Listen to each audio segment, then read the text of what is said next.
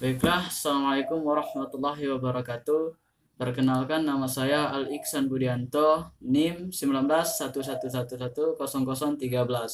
Saya berasal dari program studi Hukum Keluarga Islam, Fakultas Syariah Institut Agama Islam Negeri Bengkulu. Untuk kelas, saya berasal dari kelas HKI 2 Internasional. Baiklah, di sini saya akan eh, menjelaskan tentang perkuliahan tarik tasrik, yaitu ada 3 materi yang perlu kita bahas. Lanjut kita bahas materi yang pertama, yaitu tentang definisi syariat fikih dan permasalahannya. Tarik berarti ketentuan waktu, sebagaimana disebut arakah al-kitaba arakahu dan arakahu. Maksudnya adalah wakatahu, yaitu menjelaskan waktunya. Pengertian ilmu tari adalah ilmu yang mempelajari tentang kisah-kisah waktu terjadinya, peristiwa penting yang terjadi padanya, serta pengaruhnya terhadap kehidupan manusia.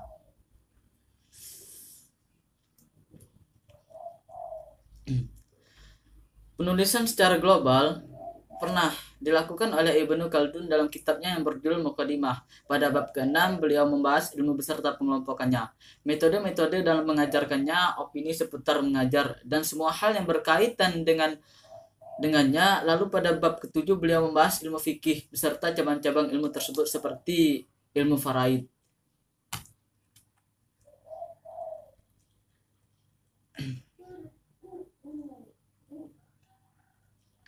Lanjut ke pentingnya mempelajari tarik tasrik dan fikih Islam. Mempelajari tarik tasrik meliputi mempelajari latar belakangnya, problematikanya, tujuannya, dan harapannya ingin diraih dengan ilmu. Sehingga menjadi ilmu yang benar-benar memberi manfaat, perlu disebut bahwa fikih Islam bukan hanya sebatas kumpulan hukum-hukum far'iyah cabang yang menyangkut ibadah dan muamalah pergaulan saja, tetapi secara umum ia adalah sekumpulan prinsip yang mengatur seluruh aspek kehidupan manusia, meliputi aspek akidah, ibadah, sosial, ekonomi, undang-undang, dan politik.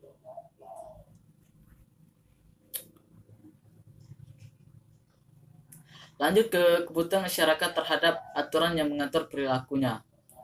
Pada dasarnya, masyarakat manapun membutuhkan organisasi dan aturan-aturan guna mengatur hubungan antar mereka dan memenuhi hak masing-masing dari mereka, dengan tujuan supaya tatanan hidup mereka tidak kacau, karena pada hakikatnya manusia diciptakan dengan watak egois serta cinta kepada materi. Maka watak-watak tersebut masih perlu diluruskan dan dididik supaya manusia tidak berlaku zalim terhadap sesama.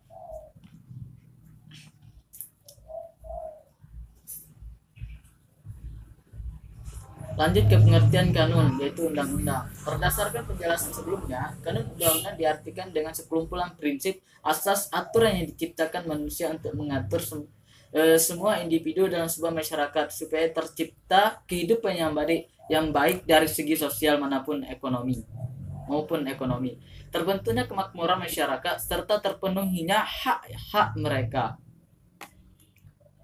Pengertian kanun undang-undang seperti ini dapat berbeda antara masyarakat satu dengan lainnya. Hal ini terjadi dikarenakan adanya perbedaan adat istiadat dan kapasitas ilmu yang mereka miliki.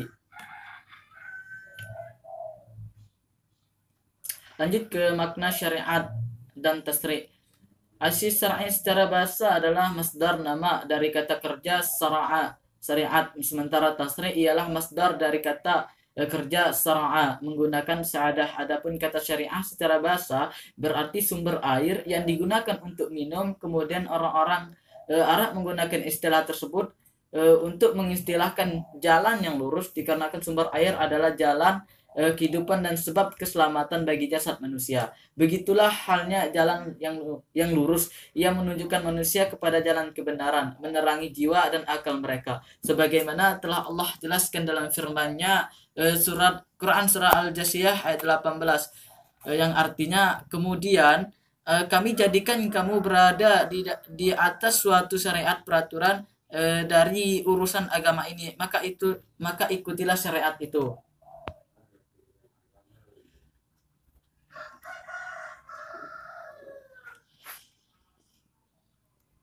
Kita lanjut ke kedudukan syariat Islam di antara syariat-syariat yang telah diturunkan Allah. Allah telah menciptakan manusia dan menjadikan fitrah mereka di atas keimanan kepadanya. Allah menanamkan pada diri mereka watak dan kecenderungan yang dapat menyebabkan munculnya penyelewengan dari kebenaran dalam kehidupan mereka. Hal ini akibat kecenderungan yang tak terkendali serta keinginan yang beraneka ragam.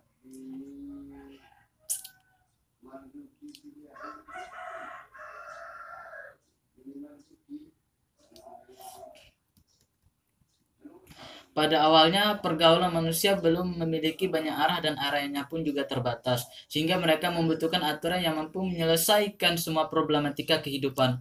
Allah tidak menghendaki kekekalan pada risalah ajaran para rasul sebelum Nabi Muhammad, agar kekekalan itu dibawa oleh syariat Nabi Muhammad. Syariat yang diajarkan oleh seluruh rasul kepada masing-masing kaumnya memiliki tujuan yang sama, yaitu menjaga akidah tauhid yang telah Allah fitrahkan pada semua manusia serta meluruskan langkah hidup mereka sesuai petunjuk Allah.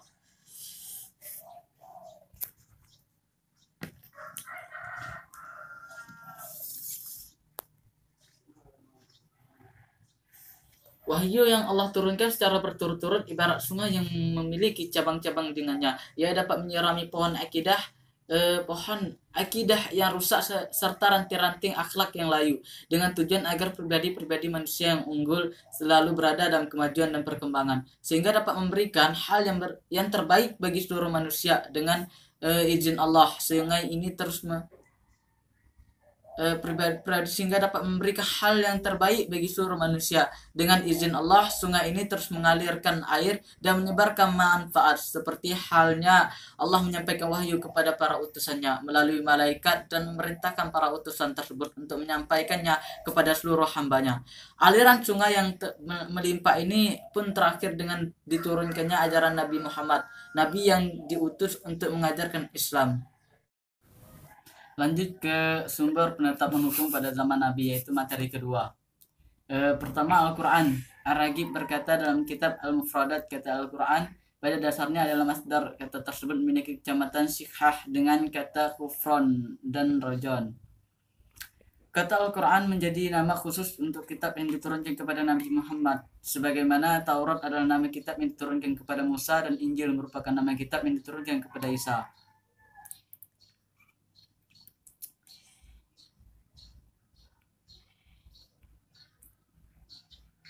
Arti Al-Quran secara bahasa adalah mengumpulkan dan menyatukan masdar dari kata ini menjadi nama khusus untuk kitab yang mulia. Adapun pengertian Al-Quran secara istilah adalah perkataan Allah yang diturunkan kepada Muhammad, yang sampai kepada kita secara mutawatir. Membaca isinya dan mengamalkan kandungan hukum-hukumnya merupakan bentuk ibadah kepada Allah, dan ia merupakan bukti kuat yang atas kebenaran risalah Nabi. Lanjut ke penetapan hukum di Mekah. Akidah merupakan esensi syariat seluruh nabi yang diutus oleh Allah. Ia merupakan asas di mana tiang-tiang agama tegak di atasnya. Manusia tidak akan menerima syariat yang Allah tetapkan kecuali jika akidah mereka lurus dan mereka beriman kepada Allah serta mengakui keesaannya dalam uluhiyah, rububiyah, dan nama-nama atau sifat-sifatnya. Mengimani alam gaib dan alam akhirat beserta semua yang berkaitan dengannya, seperti penghitungan amal, pembalasan surga dan neraka. Apabila akidah tertanam kuat dalam jiwa masyarakat, maka akan mudah dalam membangun masyarakat yang berpegang teguh dengan syariat dalam mengatur hubungan mereka dengan Allah, dengan sesama mereka, serta dengan alam semesta. Oleh sebab itu, akidah merupakan tujuan utusan ajakan para rasul kepada umatnya. Lanjut ke penetapan hukum di Madinah. Peristiwa hijrah merupakan pemisah antara dua era dalam sejarah Islam. Saat di Mekah, akidah Islamiyah telah tertanam kuat dalam jiwa kaum Muhajirin dan sebagian kaum Ansor yang telah melakukan baiat. Di sanalah mulai terbentuknya benih-benih yang menjadi cikal bakal berdirinya masyarakat Islami. Kemudian mereka menjadikan Madinah sebagai tempat untuk menetap dalam rangka mengembangkan benih-benih tersebut. Maka dakwah pun mulai memasuki tahap penerapan secara terorganisir.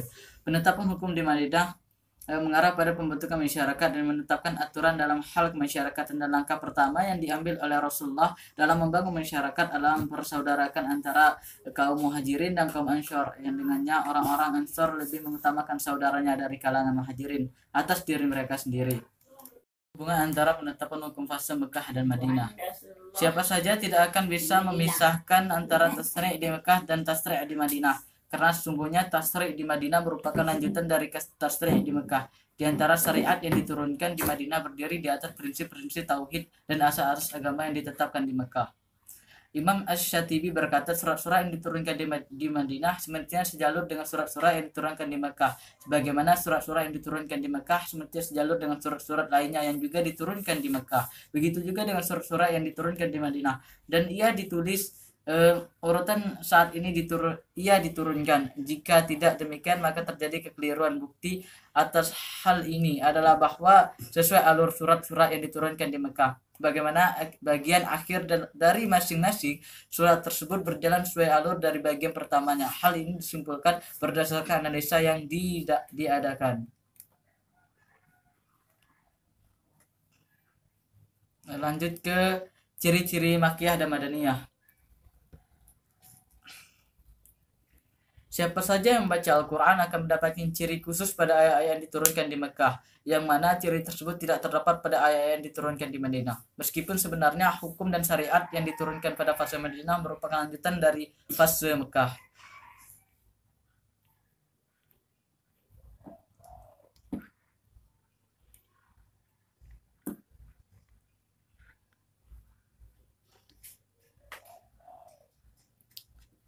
Lanjut ke Makkiyah dan Madaniyah. Pertama, dilihat dari segi waktu turunnya surat. Terus yang kedua, dilihat dari segi tempat turunnya ayat surat. Dan ketiga, dilihat dari segi objek bicara. Ciri-ciri Makkiyah menyeru kepada tauhid dan memurnikan peribadatan hanya untuk Allah.